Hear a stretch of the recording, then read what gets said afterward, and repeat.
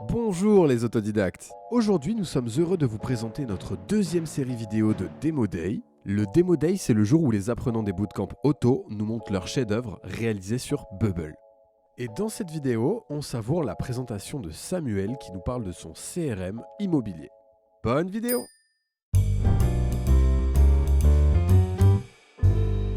Bonjour, donc moi je suis Samuel, j'ai 39 ans et j'ai une agence web. Donc nous on fait beaucoup de code en fait et je ne cherche pas une startup, je suis plutôt en mode R&D parce que je regarde beaucoup ce qui se fait à côté et aujourd'hui on a beaucoup de clients qui sont des personnes qui disent je vais mettre toutes mes économies dans un projet et c'est souvent un gros frein à l'entrée. Donc cette partie no code nous intéresse parce qu'accompagner des startups sans trop casser leur tirelire et leur permettre d'avoir un time to market beaucoup plus rapide. C'est-à-dire qu'aujourd'hui, là, ce qu'on avait vraiment avant était typiquement le genre de projet qu'on a, c'est passer 6 mois à développer et perdre beaucoup de temps sur une appli qu'il faut reconstruire depuis zéro. C'est souvent un frein pour des petites structures. Donc, je regarde beaucoup ça. Je crois assez moyennement à la partie purement site web, on va dire front-end de Bubble, mais je suis plutôt très intéressé par la partie applicative. Donc, c'est plutôt CRM et outils connectés. Enfin, je verrai plus des webflows sur des front-end et après, quand vous vous connectez, vous partez sur une appli Bubble. Enfin, c'est un peu la perception que j'ai et ce qui m'intéressait là. Donc, le projet sur lequel on a travaillé, donc j'ai rencontré Olivier qui n'était pas du tout mon groupe et qui a bien bossé.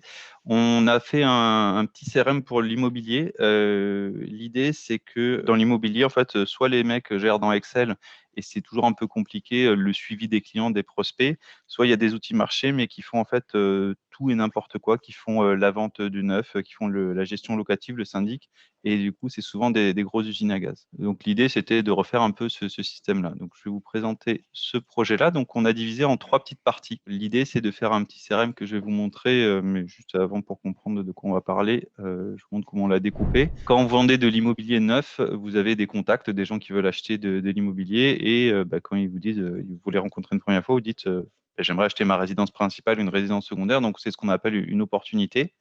Et derrière cette opportunité, on a des actions qui sont les actions de la to-do list, en fait, des actions de relance, donc qui va être reliée soit à un contact uniquement, soit une opportunité, soit les deux. Et l'idée, c'est de pouvoir facilement, en fait, quand vous arrivez le matin, savoir qu'est-ce que vous devez faire et que rappeler Tartampion mardi prochain, ce ne soit pas vous qui allez le chercher, ce soit plutôt votre CRM qui le fasse. On l'a découpé en deux parce que, comme on se découvrait un peu avec Olivier, c'était plus simple de redécouper notre projet.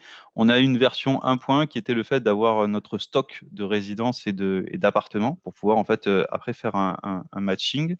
Et dans la dernière partie, c'était la concrétisation d'une offre, c'est-à-dire que quand on est tout en haut, on a une opportunité et ça devient un achat qui est quelque chose de concret. Comme vous allez pouvoir le voir, on est des produits design. C'est une blague. Donc on se retrouve sur un CRM avec la liste des actions qu'on a à faire ici. Donc là, j'ai quelques contacts avec des actions. Donc si je clique dessus, on est resté sur quelque chose d'assez standard, mais là, c'est proposer une visite 3D sur l'action. Mais l'objectif, c'est qu'on a des dates en fait butoirs sur lesquelles il faut faire son action vraiment en mode to-do list. Et on s'est amusé à faire un peu les actions qui étaient traitées. Enfin, l'objectif, c'est qu'une équipe d'agents immobiliers puisse utiliser ce CRM pour pouvoir avancer dans son travail au quotidien. Donc, on a cette liste des actions qui nous sont attribuées et on rentre assez rapidement sur la liste de nos différents contacts. Donc, c'est tous les prospects qu'on a. Olivier a installé, suite à l'atelier Fuzzle ou quelque chose comme ça. Enfin, il a fait ça de son côté. C'était plutôt cool. Donc, on peut bien entendu ajouter des contacts. On ne s'est pas trop attaché à la partie design. C'était surtout le côté fonctionnel sur lequel on a bossé. Donc, en fait, on rentre dans une fiche contact ici où on a le détail de notre fiche et les différentes opportunités et l'ensemble des actions qu'on doit faire pour cette personne avec des deadlines. Et puis, on peut cocher si cette action est faite ou pas pour pouvoir suivre son travail au quotidien. Dans une opportunité, donc par exemple l'achat d'un appartement, on va retrouver un truc qui est assez cool, que j'aime bien faire, qui est l'auto-binding, qui permet en fait de valider des champs directement sans avoir à valider de formulaire. Enfin, ça permet de garder des sélecteurs et puis ça fait l'update en direct. Donc il y a une gestion de droit, mais c'est plutôt bien, je trouve, pour, notamment pour des outils métiers. Et derrière, on retrouve encore une fois nos différentes actions, mais qui sont reliées à la fois à notre contact et à notre opportunité. Pour continuer là-dessus, on peut transformer cette opportunité en vente. Donc l'objectif là, c'est que donc on récupère en fait le nom des infos, mais c'est stocké dans une base à part, puisqu'on peut avoir en général un prospect, mais en fait, c'est son frère ou sa mère qui achète. Donc là, c'est vraiment du texte. Le numéro de lot qui est censé correspondre à la gestion des biens immobiliers et la date de signature du compromis. Et là, il y a un truc qu'on a fait qui était un petit peu sympa, c'est que on se crée des actions automatisées en fonction de la date du compromis. Quand vous signez un compromis de vente à J+11, vous pouvez relancer, voir si le crédit est parti ou des choses comme ça. Donc en fait, on a chaîné pas mal d'actions pour retranscrire au métier de l'agent immobilier. Donc là, ça me crée automatiquement une action, voilà, voir si le compromis est OK dans 11 jours pour relancer, parce que l'objectif, c'est que sur ma page d'accueil, j'ai toutes les actions que j'ai à faire. Ça, c'est les actions qui sont ici. On va voir si le compromis est OK et ça va me le relancer pour le 12 mars, quoi. Et on a un système d'état qui, bon là, comme c'est dans le futur, on ne le voit pas, mais dès que la date du jour est passée, on a une condition sur le fait qu'on est en retard, quoi, tout simplement. Et dernier petit truc qui est le côté bien immo. Donc là, on a tout simplement la liste de nos résidences avec les biens rattachés. Et l'objectif là, ce sera d'aller les connecter, alors soit à un export externe, soit à une base, que ça puisse être injecté depuis l'outil qui gère le parc immobilier à proprement parler et que ce soit pas alimenté à proprement parler dans l'application. Voilà en gros le boulot qu'on a fait, donc vous pouvez admirer ce magnifique design. Mais pardon, Bitkedor, t'entends pas les rires, mais moi je rigole pour le design. Je crois qu'il y a Ouais, Mattel qui faisait les designs comme VTech, je crois. non, on était Ouais, mais au assez moins, c'est loin. fonctionnel. Hein. Non, mais c'est vrai. Enfin, moi, c'est vraiment le côté application parce que alors, déjà, j'aime pas trop ça. Puis en plus, je trouve que c'est un peu compliqué quand même la gestion des calques dans Bubble. Enfin, tu perds ton élément qui passe derrière un groupe et tout ça rapidement. Je trouve ça assez chiant. Donc, on s'est vraiment focus sur la partie fonctionnelle, quoi. Pour moi, il n'y a pas de questions, il n'y a que des félicitations. Donc, Ah, Il y a merci. félicitations. Franck qui a levé la main, non? Alors, Franck a la main levée depuis à peu près 52 minutes. Depuis le premier Depuis jour du 2009. bootcamp. Depuis Je suis 2009. désolé. Du coup, c'est une application pour un client à toi. Là, c'est le test vraiment du MVP, mais ouais, c'est un vrai projet. Enfin, c'est pas tout à fait ça qu'il veut, mais c'était pour le Oui, tester. Mais c'est le c'est début. des vrais projets. Et là, moi, en fait, ce qui m'intéresse dans Bubble, c'est vraiment là de faire des MVP pour des potentiels clients. Pour, encore une fois, ce qu'on discutait tout à l'heure, c'est qu'ils puissent tester très rapidement un produit, voir si ça va bien, Voilà. avant d'investir autrement. Ou après, moi, je pense qu'il n'y a pas vraiment de limite. Pour la suite, si admettons une idée est validée, tu prévois quand même de rester sur du bubble tant que ça fonctionne ou Bah, en fait, décaler. c'est tant que ça fonctionne. Aujourd'hui, un CRM où tu as 50 agents IMO, dans une boîte IMO où ils sont 50, je vois pas l'intérêt d'aller redévelopper ça à la Ah non, mano. ça Enfin, marche parfaitement. voilà, il vaut mieux mettre de la pub, enfin, faire de l'acquisition à côté que d'investir dans la techno. C'est juste le choix est peut-être différent. Après, peut-être que sur d'autres applicatifs un peu différents, il peut y avoir un besoin de développement spécifique, mais sur des trucs super standards comme ça où on fait juste de la gestion de base de données, à proprement parler, Ouais. enfin dans des interfaces un peu sympas, enfin sympa, moche mais sympa, ça marche très bien en fait. Et on va dire le point de rupture, à mon avis, il est assez haut si tu n'as pas fait des requêtes énormes tout le temps, quoi. Et t'as pas C'est ça. 300 000 utilisateurs en même temps sur ton site. Oui, et puis c'est Enfin, voué à fonctionner, même si tu prends un plan tout simple, oui, c'est c'est ça. quand même assez fonctionnel, quoi. Il n'y a pas de problème. C'est ça. Thibaut, je crois, tu es sur Ouais. quel plan, toi, avec Auto?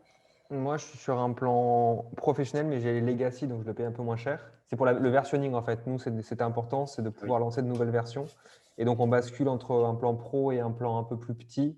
Mais en fait, il faut savoir que depuis les nouveaux forfaits, le plan pro est le seul qui permet de faire l'optimisation du serveur, c'est-à-dire de prendre des unités en plus, chose qu'on ne pouvait pas faire avant. Donc, du coup, on a basculé en Ça te pro. coûte quoi, 200-300 € par mois, un truc comme ça? Même pas, ouais, je suis Même entre pas, mais 160 et 200, quoi. C'est que dalle. enfin, aujourd'hui, on peut dire, entre enfin, le dev et l'infra et la gestion, enfin, c'est vraiment que dalle, quoi. Tout gagnant. C'est ridicule, ouais. Tout gagnant. Mais c'est une question de comparaison aussi, parce que toi, tu as plus l'habitude. D'ailleurs, c'est des questions que les gens te posent. C'est que globalement, Samuel, toi, tu es toi-même dev ou tu fais que gérer une agence de dev en tant que telle? J'ai fait les deux. Là, aujourd'hui, j'ai plus un poste D'accord. de gestion, mais j'en ai fait. Et enfin, aujourd'hui, là, sur des projets comme ça, si on lance sa boîte, avoir 50 ou 100 euros ou même 200 euros d'infra et de serveurs par mois, enfin, par rapport à tous les problèmes que vous n'avez pas parce que vous faites un WordPress et en fait, il se fait sauter une fois sur deux le samedi soir et vous perdez en fait tout autant d'argent et à payer un dev qui va le réparer à 500 euros la journée. Enfin, le coût, il est gagnant, je pense, une première version d'un projet, quoi. C'est une question de connaissance. Toi, tu parles parce que tu connais, mais c'est vrai que la plupart des gens ont peu cette éducation. Je veux dire, la plupart des gens qui vont commencer un WordPress, c'est dur de s'imaginer aussi ces critères-là. Donc, c'est vrai que c'est vraiment une question d'échelle. Enfin, si c'est pour passer trois semaines à installer votre WordPress et faire un Webflow en 2 jours, sur un scope similaire fonctionnel, c'est juste que pendant les 3 semaines, vous devez vous orienter sur ce que fait votre startup et pas développer, enfin, sauf si c'est vraiment votre job. Mais sur un premier projet, je trouve qu'il n'y a pas un intérêt majeur, en fait. Et des réponses intéressantes de la part de Romain qui dit effectivement qu'il c'est viable jusqu'à une série B en termes de levée de fonds. Delphine te demande, est-ce que tu vas virer des devs et recruter des Non, parce bubblers? qu'en fait, c'est pas, on fait pas la même chose. C'est-à-dire qu'il y a des choses qu'on peut pas faire, il y a des choses qu'on peut faire. Là, sur du MVP, c'est très bien. Sur des choses peut-être un peu avancées, c'est bien aussi. Et il y a des choses qu'on peut pas faire On peut pas et faire. qu'on fait, ou quand on veut un design hyper chiadé parce qu'il y a une partie agence de com à proprement parler, bah, il y a peut-être des limites à certains outils, mais c'est juste mettre le bon outil en face du bon service attendu, quoi. C'est pas les développeurs contre le no-code. En fait, c'est juste le service est pas pareil. Et quand tu faisais de la pub pour ce bootcamp, tu as mis un message sur Facebook en disant il y a des devs qui viennent m'insulter. C'est juste qu'ils se sont trompés de combat. En fait, ça ne veut pas dire qu'on doit virer les devs, c'est juste que le service est différent. C'est juste ça. Voilà, en fait, tes clients, ils sont plus à faire des choses qui seraient plus faisables sur Bubble ou plutôt vraiment des choses vraiment complexes où là, ce serait l'icône. C'est pour ça que… En fait, comme tout projet, ça va évoluer. Au début, tu fais un CRM avec 3 actions ou un projet pour juste louer un espace on va dire de bricolage. Et après, au fur et à mesure, ton projet grossit. Et c'est là qu'il y a des changements de techno à faire. Mais moi, j'ai vu beaucoup de projets où les gens ont mis toutes leurs économies dans le dev et en disant, en fait, on n'a plus rien pour le marketing, on a juste perdu 6 mois et en fait, le projet, il est mort-né. Je dis pas qu'il faut pas le faire, je dis juste qu'il faut chercher la meilleure des solutions et mettre toutes les solutions sur la table quand on démarre, quoi. Même si notre métier à nous, c'est de vendre du code, je trouve qu'il y a certains projets qui peuvent être faits avec ce genre de solution-là. Mais comme quand on installe un WordPress aussi, on réinvente pas une gestion de CMS et quand tu installes un paiement en ligne, tu dis pas tiens, je vais refaire Stripe. Tu utilises Stripe. Là, tu utilises Bubble quand tu veux faire un truc rapide, quoi. Merci d'avoir regardé cette vidéo. Si elle vous a plu, n'hésitez pas à lui mettre un petit pouce bleu. N'oubliez pas de vous abonner à cette chaîne pour voir nos prochaines vidéos sur le no-code. Encore merci aux apprenants pour leur démo. Et on se dit à la prochaine dans une nouvelle vidéo.